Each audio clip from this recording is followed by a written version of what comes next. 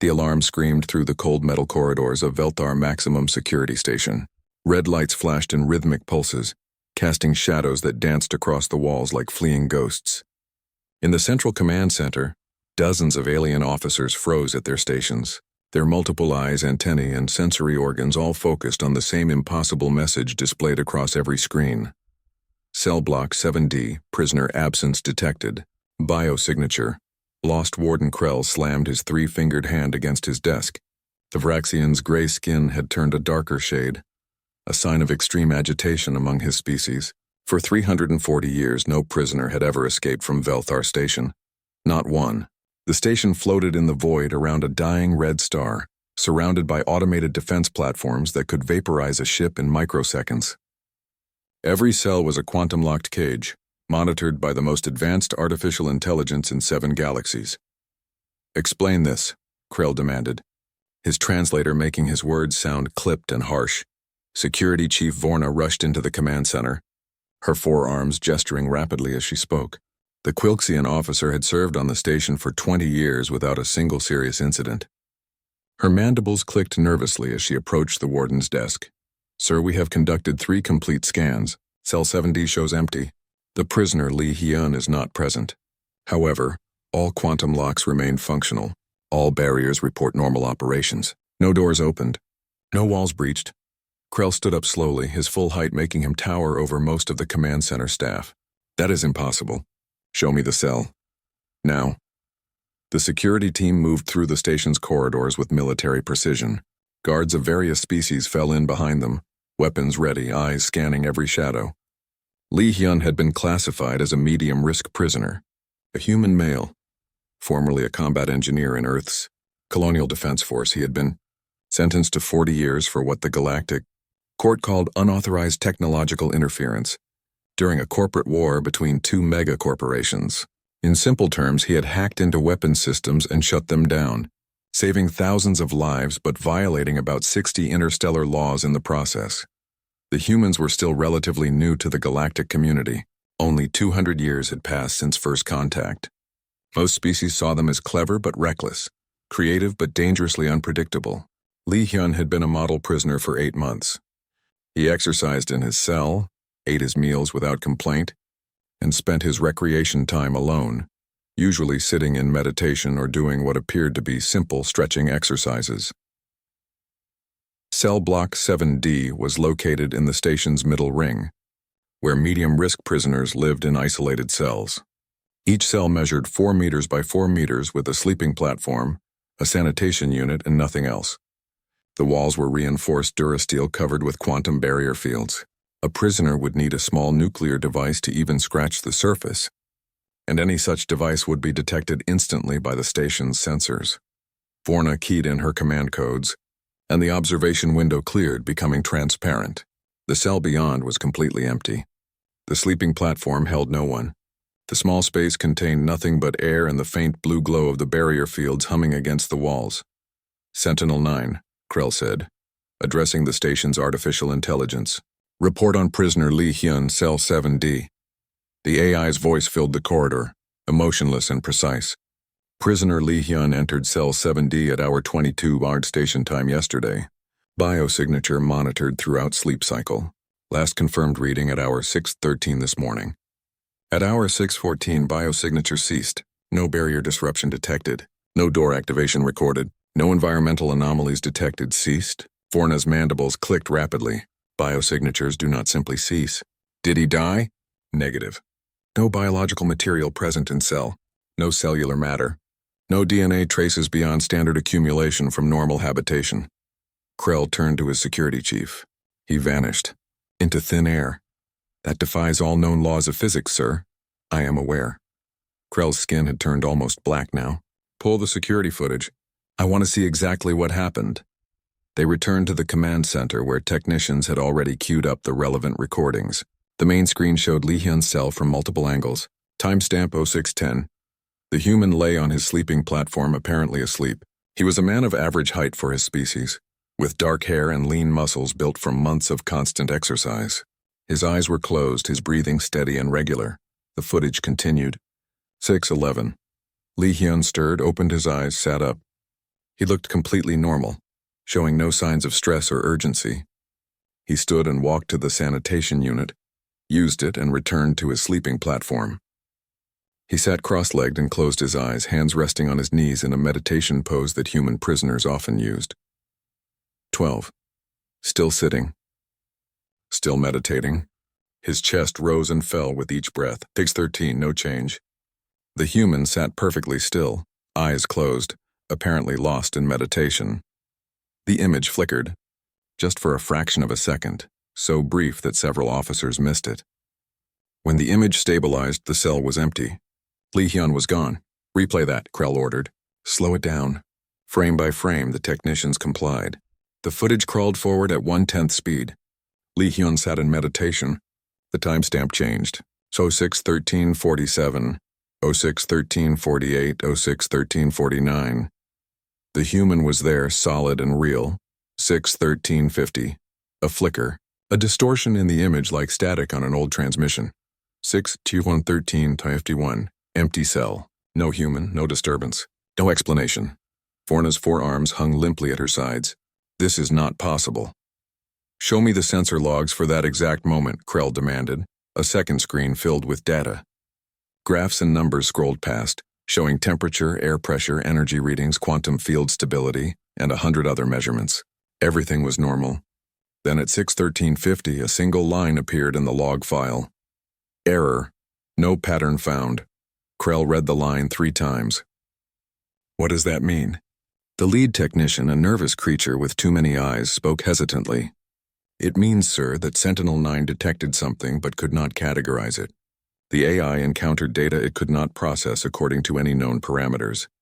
This system cost more than a small planet, Krell said slowly. It can track a single molecule across this entire station. It can predict prisoner behavior with 99% accuracy. And you were telling me it wrote error in the log and moved on? Yes, sir. The AI determined the anomaly was not a threat to station security and continued normal operations. But a prisoner disappeared. The prisoner's biosignature disappeared first, sir. By the time the image showed an empty cell, Sentinel-9 no longer registered Lee Hyun as present on the station. It did not classify his absence as an escape, because according to all sensor data, he had simply ceased to exist. Krell turned away from the screens and stared out the command center window at the stars beyond. Somewhere out there, a human had done the impossible. He had escaped from an inescapable prison, walked through walls that could not be breached, and fooled a system that could not be fooled.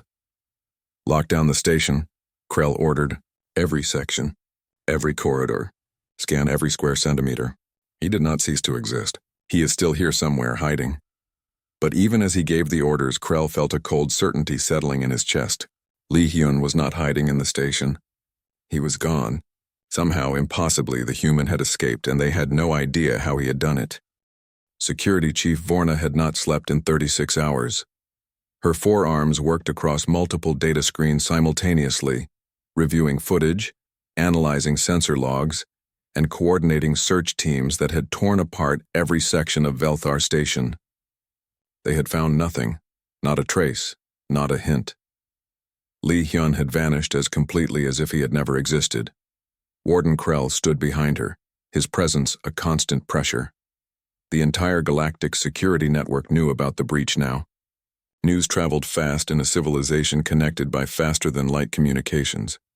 The station that had held the galaxy's worst criminals for over 3 centuries had lost a prisoner. The humiliation was complete. Show me everything again, Krell said. From the beginning. Vorna pulled up Lee Hyun's complete file. His holographic image appeared above the console, rotating slowly. A human male, 34 years old by Earth reckoning. Dark hair cut short, dark eyes that seemed to look directly at the viewer with uncomfortable intensity. His body was lean and strong, marked with scars from his military service. He arrived 8 months ago, Vorna began, her translator rendering her clicking speech into standard galactic. Transferred from a holding facility on Proxima Station, sentenced to 40 years for technological crimes. His record shows 17 documented incidents of what humans call creative problem-solving during the Ganymede siege. He kept a military unit operational behind enemy lines for 3 months, using salvaged alien technology and improvised repairs. A clever human, Krell observed. But clever is not the same as magic. He did not teleport out of his cell. No, sir. But we cannot determine what he did do. Vorna brought up more files. I have reviewed 72 hours of footage preceding his disappearance. His behavior appeared completely normal. He maintained his usual routine, which was wake at 05:30, exercise for 1 hour, eat breakfast, meditate for 2 hours, read on his datapad during the afternoon, more exercise, evening meal, more reading or meditation, sleep at 22 mo, every day the same pattern. Krell leaned closer to the screens. No variation at all? Small ones only. Sometimes he exercised longer. Sometimes he skipped meditation to read more. But nothing suspicious. Nothing that suggested escape planning. What about interactions with other prisoners? Vorna switched displays. The screen showed the recreation area, a large space where medium-risk prisoners could gather for 2 hours each day. Most species were social creatures who needed interaction to maintain mental health. The recreation period was closely monitored but generally peaceful. The footage showed Lee Hyun sitting alone at a table, reading his datapad. Other prisoners moved around him, talking in groups, playing games, or exercising. The human remained isolated but not unfriendly. When others approached, he would nod politely and exchange brief words, but he never initiated conversations. He spoke with 2 prisoners regularly, Vorna said, highlighting 2 figures in the crowd. This one is Doksu, a Zenthari male. He is serving 20 years for illegal arms trading. The other is Sunhee, a human female. She is here for data theft, sentenced to 15 years. Bring them both in for questioning, Krell ordered. An hour later, Doksu sat in an interrogation room, his scaled skin reflecting the harsh overhead lights. The Zenthari was a large being, built for heavy gravity worlds with thick limbs and a pronounced jaw. He looked uncomfortable, his small eyes darting between Vorna and Krell. You spoke with Lee Hyun regularly, Krell said. It was not a question, sometimes not often. Doksu's voice was deep and rumbling. The human kept to himself mostly. What did you discuss when you did speak? Nothing important. Small talk. He asked about my homeworld once. I asked about Earth, that kind of thing. Did he ever mention escape? Never.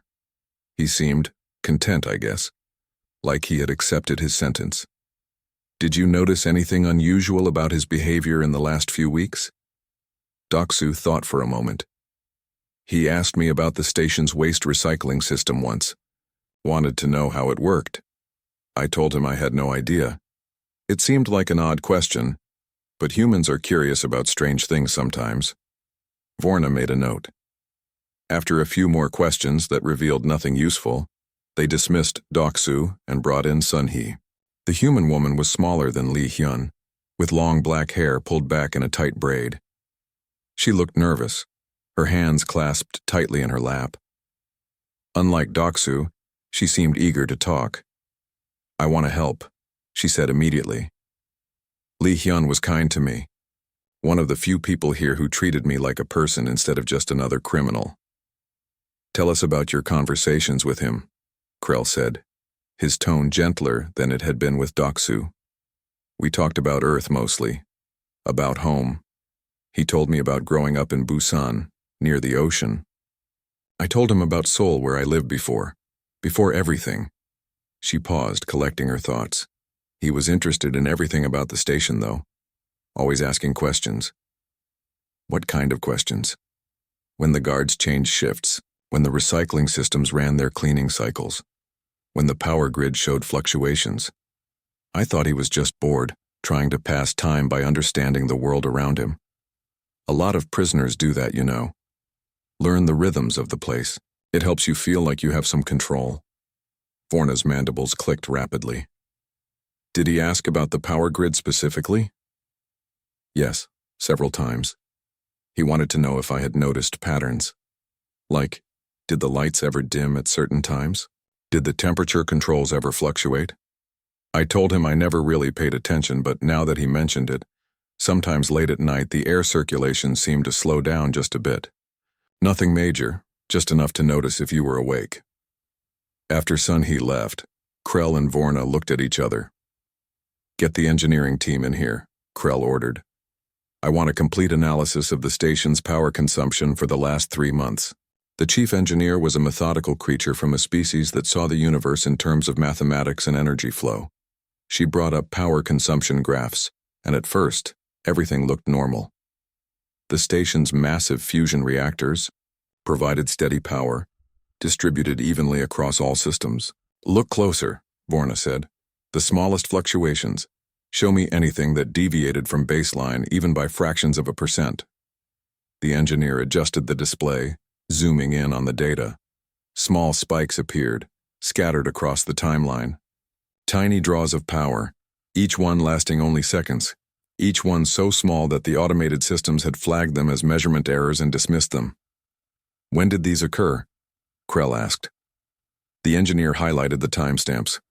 All of them fell between 01 and 03 Noror station time, the quietest hours when most prisoners slept and minimal staff worked the night shift. "How much power total?" the engineer calculated quickly. "Across 8 weeks, approximately 0.3 kilowatt hours. Less than a single light panel uses in a day, but consistent, a pattern." "Yes, sir, a definite pattern." Vorna brought up Lee Hyun's cell location on a station schematic. She traced power conduits through the walls. "His cell is here, on the outer ring of cell block 7D. This power conduit runs directly behind his cell, carrying energy to the barrier field generators." Krell stared at the schematic.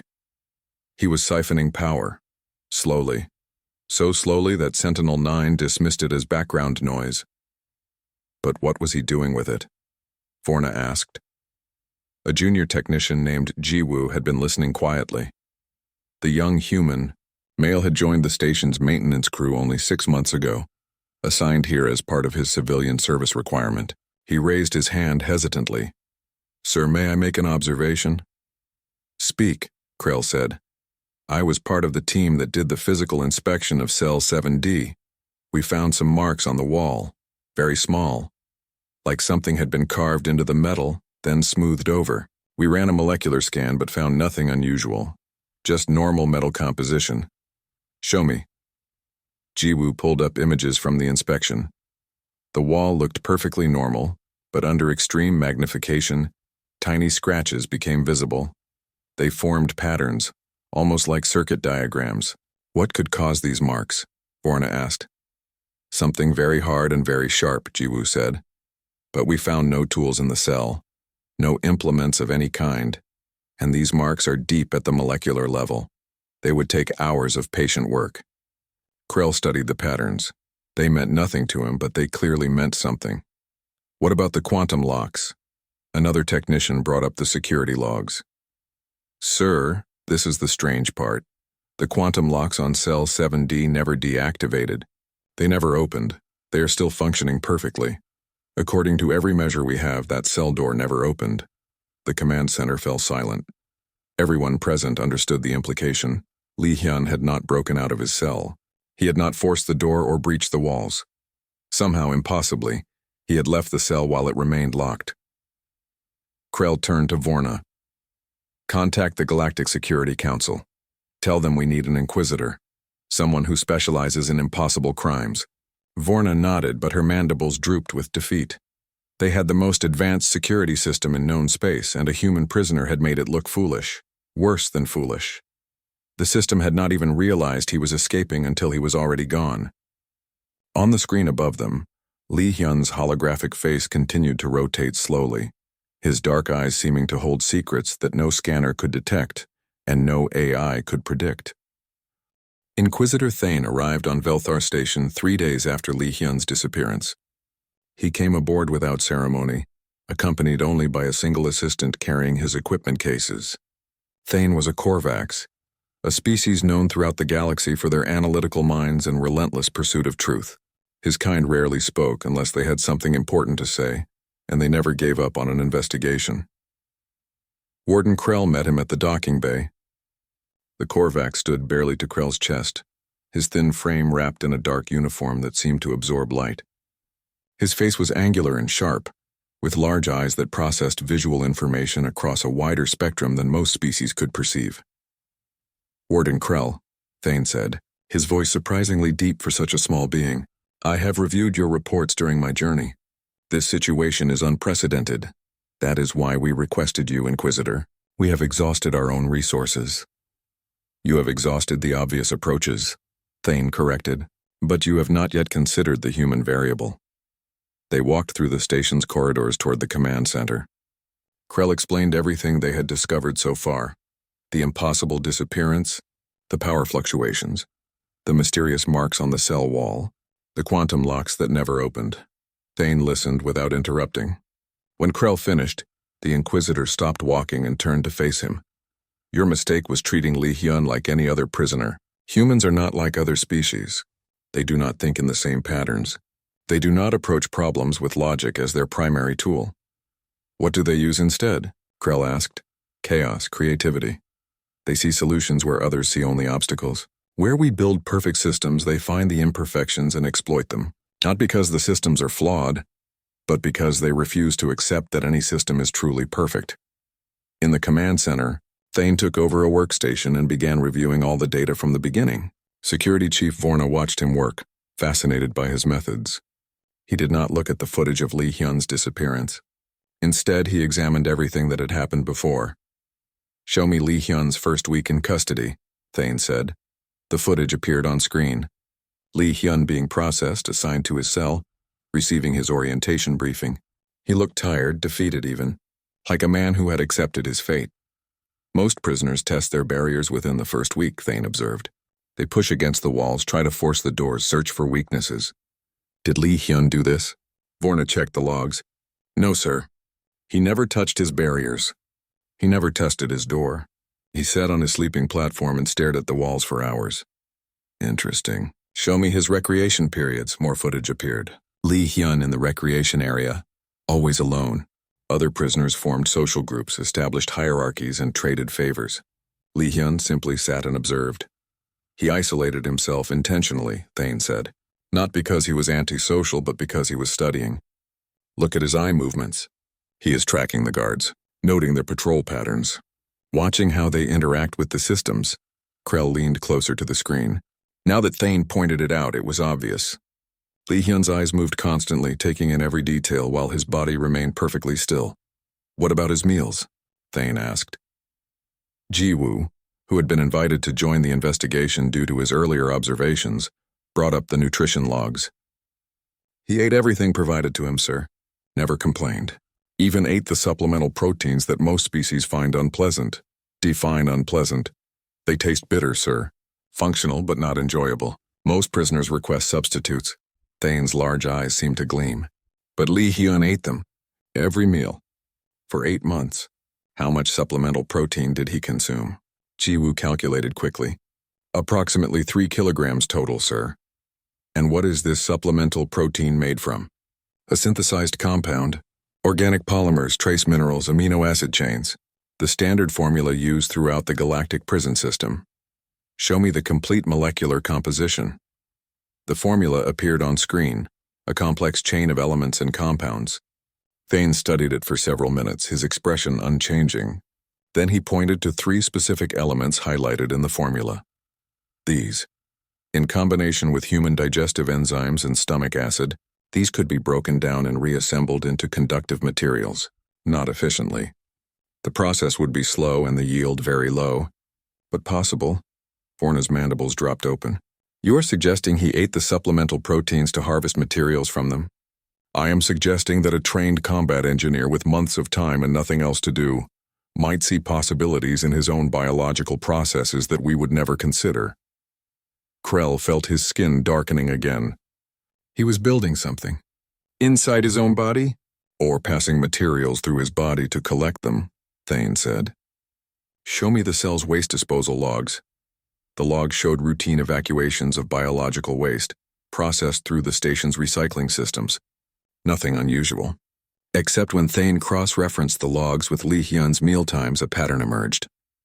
The human's digestive cycle was perfectly regular.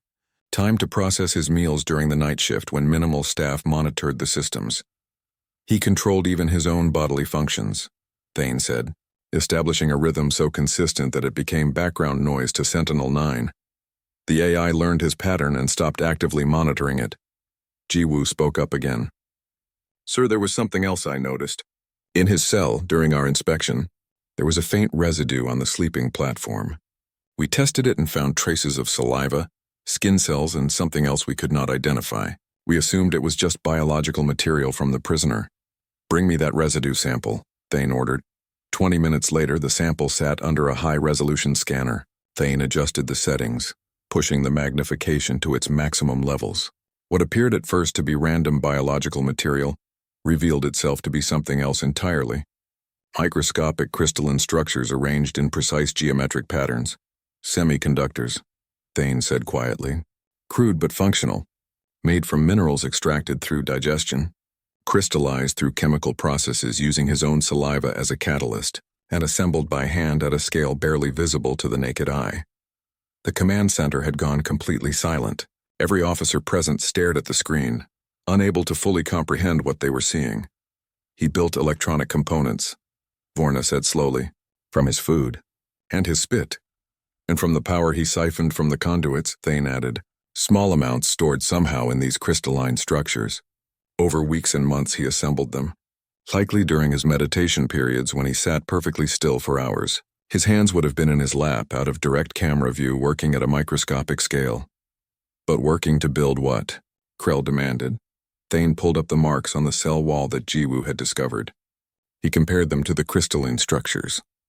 Then he accessed a database of human technology, specifically military equipment from Earth's Colonial Defense Force. A match appeared on screen, a field generator used by human special forces for stealth operations. It created a localized electromagnetic field that disrupted most scanning technologies. He built a device that made him invisible to your sensors, Thane said. Not literally invisible, but invisible to Sentinel-9. The AI uses biosignature scanning, energy pattern recognition, and quantum field detection to track prisoners. Lee Hyun created a field that masked all three signatures. That is impossible, Krell said. Such a device would require significant power and sophisticated components, which is why no one in the galaxy would attempt it under these circumstances, Thane agreed. Except a human. A species that once sent soldiers to their moon, using computers less powerful than a modern child's toy. A species that survived a nuclear war and rebuilt their civilization from ash. They do not see impossible. They see only degrees of difficulty. Vorna brought up the footage of Lee Hyun's disappearance again. They watched it with new understanding. The human sat in meditation, his hands in his lap. The device would have been there, assembled piece by microscopic piece over months of patient work. When he activated it, Sentinel-9 suddenly could not detect him. To the AI, he simply ceased to exist. And when the AI could not detect him, the automated security systems ignored him. The quantum locks read no biosignature in the cell and assumed it was empty. Lee Hyun had simply stood up, walked to the door, and used his security override codes that the system now allowed because it thought the cell was vacant. But how did he know the override codes? Vorna asked. Jiwoo raised his hand again. Sir, during his recreation periods, he sat where he could observe the guard stations. I checked the angles. From his usual seat, he had a direct line of sight to the security panels. If he watched them entering codes for 8 months, he memorized them, Thane finished. Humans have remarkable pattern recognition abilities. He would not need to see the complete codes. Just watch the guard's hand movements enough times to deduce the sequences. Krell sank into his chair, the weight of the revelation crushing down on him. He planned this from the moment he arrived. Every action, every routine, everything was preparation. No, Thane said. Not planned, adapted. Humans do not plan in the way we understand planning. They improvise. The mining station at Kepler 442 floated among the asteroids like a rusted metal flower. Its docking arms extended outward, holding various ships in different states of repair. Most were cargo haulers and mining vessels, their hulls scarred by years of work in the harsh environment of the asteroid belt. This was the edge of civilized space where regulations were loosely enforced and questions were rarely asked. Inquisitor Thane stood on the command deck of his pursuit vessel, studying the mining station through the viewport. Security Chief Vorna stood beside him along with a strike team of 6 heavily armed guards. They had traced Li Hyun's stolen maintenance shuttle to this location, following its trajectory and fuel consumption calculations. The shuttle should have arrived here 6 days ago. The station administrator is a human named Bo-Ra, Vorna said, reading from her datapad. She has operated this mining facility for 12 years. No criminal record, but that means little out here. These asteroid miners survive by minding their own business. Has she been contacted yet? Thane asked. Yes, sir. She claims no unauthorized ships have docked. All arrivals were logged and cleared through standard procedures. She is lying, Thane said simply. Prepare the team. We board in 10 minutes. The docking procedure was smooth, and Bo-Ra herself met them at the airlock. She was a tall woman, with short gray hair and hands calloused from years of manual work. Her face showed the deep lines that came from too much time in variable gravity and recycled air. She smiled pleasantly, but her eyes were cautious. Inquisitor Thane, welcome to Kepler Station. How can I help the Galactic Security Forces today? We are tracking an escaped prisoner, Thane said. A human male named Li Hyun. He stole a maintenance shuttle from Velthar Station and his trajectory led here. I heard about that escape on the news feeds, Bo-Ra said, too casually. Quite embarrassing for Velthar, I imagine. But I already told your people no unauthorized ships have docked here. May we search your station? Bo-Ra's smile tightened. Do you have a warrant?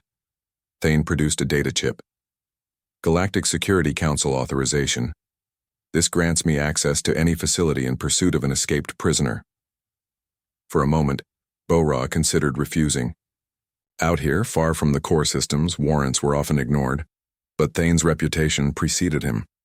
The Korvax Inquisitor never left a case unsolved, and those who obstructed him found their lives becoming very complicated. Fine, she said. Search all you want. You will find nothing. The strike team spread out through the station while Thane and Vorna accompanied Bo-Ra to the docking control center. Thane reviewed the logs, examining every ship that had arrived in the past week.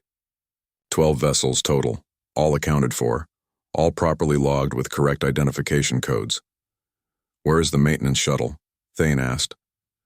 Docking Bay 3, Bo-Ra said. I impounded it when it arrived with no one aboard. Figured someone would come looking for it eventually. They walked through the station's corridors, passing miners and technicians who stopped to stare at the armed security team. The station was not large, perhaps 300 people total, most of them rough workers who came out here to make money far from civilized scrutiny. Docking Bay 3 held the stolen shuttle. It sat alone in the pressurized bay, looking exactly as it had when it left Velthar Station. Thane approached it slowly, his large eyes scanning every detail. The external hull showed no damage. The docking clamps were properly engaged. Everything looked normal, too normal. When did this shuttle arrive? Thane asked. Bo-Ra checked her wrist display. 6 days ago, early morning station time. It came in on automated approach, requested docking clearance, and berthed itself. When we investigated, we found it empty. Figured it was a drone maintenance run gone wrong. You did not find that suspicious?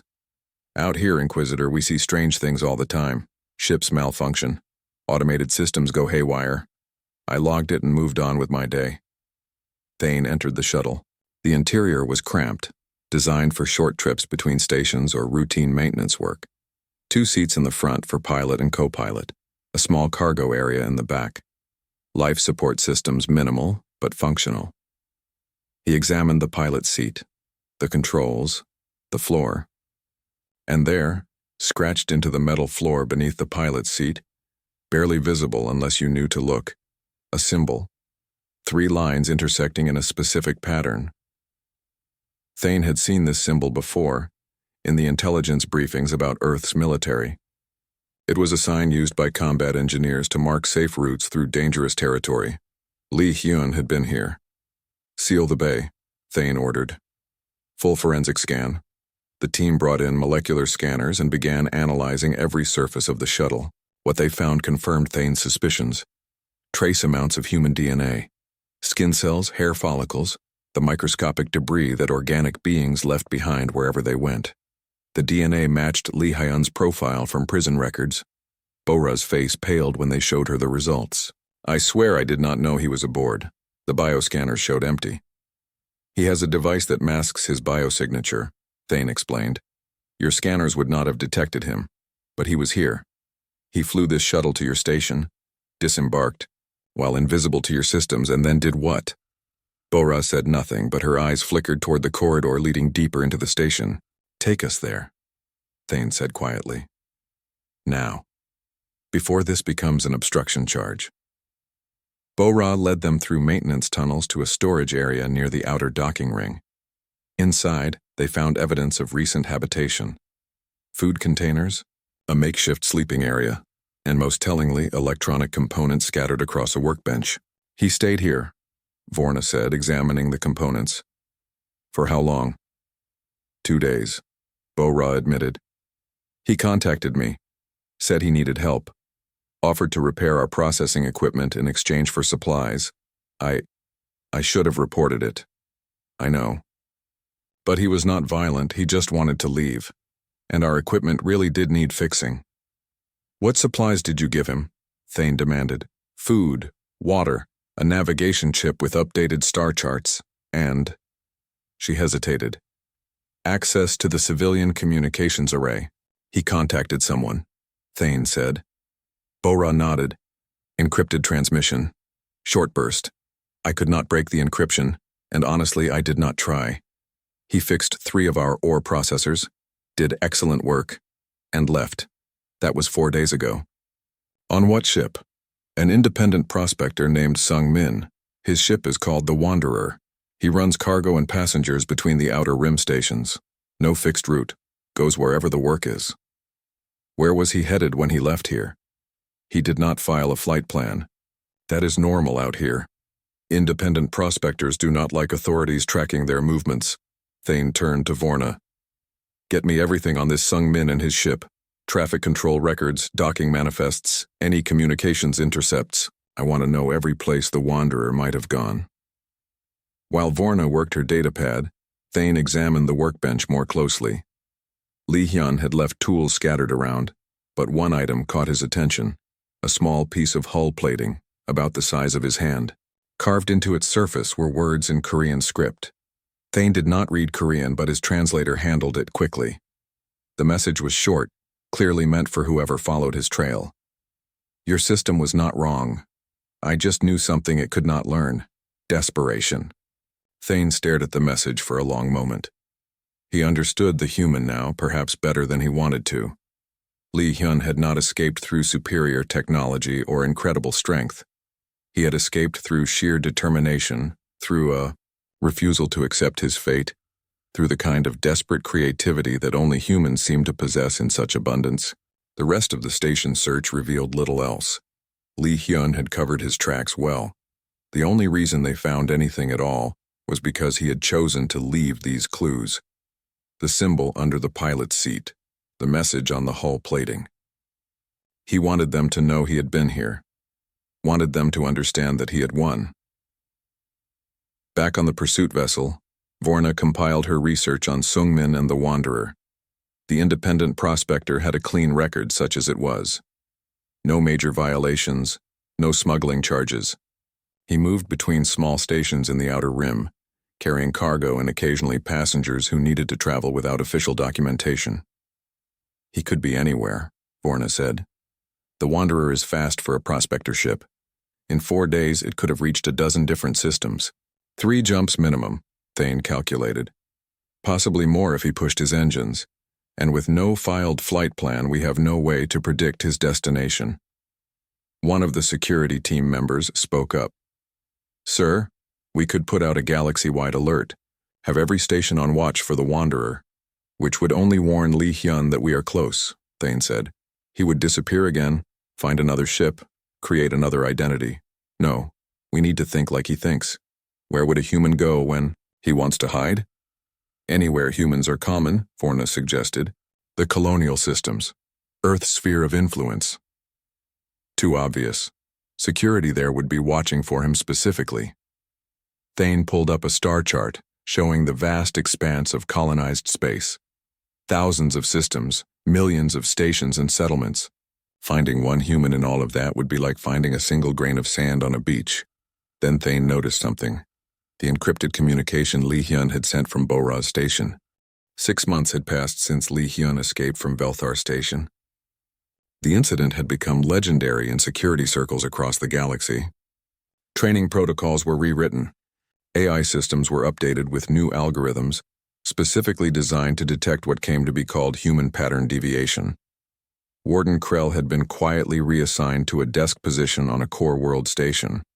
Inquisitor Thane had returned to his regular duties after 3 months of fruitless searching through the Taguk sector. The ghost had vanished, completely. But the consequences of his escape rippled outward through the galactic prison system. Security chiefs everywhere began implementing human protocols that relied less on automated systems and more on manual verification. Guard shifts became irregular, deliberately random. Bioscanners were recalibrated to detect not just presence, but absence of expected patterns. On the colony world of New Jeju, a thriving settlement in the Taguk sector, life continued in its usual rhythm. The planet was one of dozens settled by Korean colonists, terraformed over 2 centuries into a world that reminded its inhabitants of Earth's Korean peninsula. Rolling hills covered in purple grass that swayed like Earth's reeds, seas that crashed against rocky shores, cities that blended traditional architecture with modern technology. In the capital city of Hala, the colonial administration occupied a curved building that looked out over the ocean. Administrator Taeyang sat in his office on the top floor, reviewing security reports with growing concern. In the past year, there had been 17 incidents of corporate espionage, data theft, and security breaches across the colony's industrial sectors. "We need better systems," Taeyang told his security chief, a grizzled veteran named Han Sol. "The corporations are losing millions. If we cannot guarantee security, they will move their operations elsewhere." "We have good systems, sir," Han Sol replied. "But the thieves are getting smarter. They know our protocols. They adapt faster than we can update our defenses. Then we need someone who thinks like them, someone who understands how systems fail." Taeyang pulled up a file on his desk display. "What about this consultant?" "He has been doing contract work throughout the sector. Excellent reputation. Companies say he finds vulnerabilities that even their own security teams miss." Han Sol examined the profile. The consultant's name was listed as Jae Sung, originally from Earth, relocated to the colonies 15 years ago. His background included engineering work, some military experience, and a decade of security consulting. His face in the holographic image looked pleasant and unremarkable. Dark hair, average features, the kind of person who could blend into any crowd. "His rates are high," Han Sol noted. "So is the cost of these breaches," Taeyang countered. "Bring him in. Let me talk to him." 3 days later, Jae Sung arrived at the administration building. He was exactly as his image suggested. Average height, casual demeanor, dressed in practical clothing that could have belonged to any of a million colonists. He carried a single data case and moved with the relaxed confidence of someone comfortable in any environment. Taeyang met him in a conference room overlooking the ocean. The consultant bowed politely in traditional Korean style, then settled into a chair and opened his data case. "Thank you for considering me, Administrator Taeyang. I have reviewed the public reports about your security concerns. Corporate espionage is a growing problem in the outer colonies. Can you help us?" Taeyang asked directly. "That depends on what you want. If you want to patch the obvious holes, any good security firm can do that. If you want to find the vulnerabilities that no one else sees, that takes a different approach." "What approach?" Jae Sung smiled slightly. "The problem with most security systems is that they are designed by people who think logically. They anticipate logical attacks. But criminals, real criminals, do not attack logically. They attack creatively. They find the gaps between what you think should happen and what actually happens. And you can find these gaps? I specialize in it. Give me access to your systems for 1 week. No restrictions, no supervision. I will deliver a complete report of every vulnerability I find, ranked by severity and exploit potential." Taeyang exchanged glances with Han Sol. The security chief looked skeptical, but Taeyang had learned to trust his instincts about people. This consultant spoke with the confidence of someone who truly understood his craft. 1 week, Tae-yang agreed. Full access. But you will be monitored. We cannot simply let a stranger wander through our classified systems unsupervised. Of course, Jae-sung said. I would be concerned if you did not monitor me. The consultant began work the next morning. He set up in a small office in the security wing, surrounded by screens and data terminals. Han-sol assigned 2 guards to watch him at all times, but Jae-sung seemed unbothered by their presence. He worked steadily, methodically, examining the colony's security architecture from every angle. On the second day, he identified 3 major vulnerabilities in the industrial sector's data security. On the third day, he found 4 more in the administrative systems. By the 5th day, Han-sol was both impressed and embarrassed. The consultant had found 17 significant security flaws, each one potentially exploitable by someone with the right knowledge. But what impressed Han-sol most was how Jae-sung explained each vulnerability. He did not simply point out the problems. He walked the security team through exactly how a criminal would think about the systems, where they would probe for weaknesses, what seemingly unimportant details they would exploit. Here, Jae-sung said, pointing to a display showing the colony's power grid monitoring system. Your AI tracks power consumption across all facilities. It flags unusual spikes or drops as potential problems, but it uses a threshold system. Anything below 0.5% deviation is considered normal fluctuation. A smart data thief could siphon computing power for encrypted communications by staying just under that threshold. Over time, they could transmit significant amounts of data, and your system would never notice. Han-sol stared at the display. How did you see that? Our own engineers never mentioned it. Because your engineers designed the system to work efficiently. They were not thinking about how to break it. I always think about how to break things. It is the only way to understand how to protect them. On the 7th day, Jae-sung delivered his complete report. 23 vulnerabilities total. Each one documented with detailed explanations and recommended fixes. Tae-yang read through the report with growing amazement. This was not just competent work. This was brilliant. This is exactly what we needed, Tae-yang said. I would like to offer you a long-term contract. Not just for security audits, but as our chief security consultant. You would work directly with my office, reviewing all our systems on an ongoing basis. Jae-sung considered the offer carefully. That would require me to relocate here permanently. I would need to give up my other clients. We can offer very competitive compensation, and New Jeju is a good place to settle. Safe, prosperous, far from the complications of the core worlds. Let me think about it, Jae-sung said. I will give you an answer in a few days. That evening, Jae-sung returned to his rented apartment in Hala's residential district. It was a small space furnished simply, with a window overlooking the city lights. He sat at his desk and activated a secure communication device, one that used quantum encryption protocols far beyond what most civilians could access. A holographic display appeared, showing a woman's face. She was human, Korean, with sharp, intelligent eyes and short hair. Her expression was all business. Min-seo, Jae-sung said. Status update. 43 now, Min-seo replied. We got 3 more out last week.